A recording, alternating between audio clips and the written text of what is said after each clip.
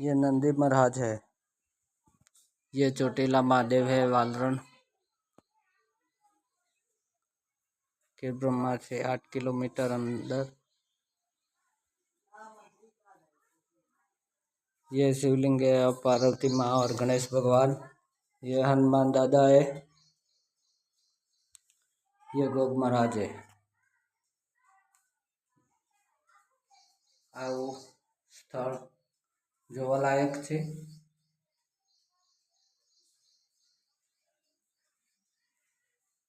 Shaileshbhai Chauhan YouTube channel वालरण support करजो, like और सब्सक्राइब करजो।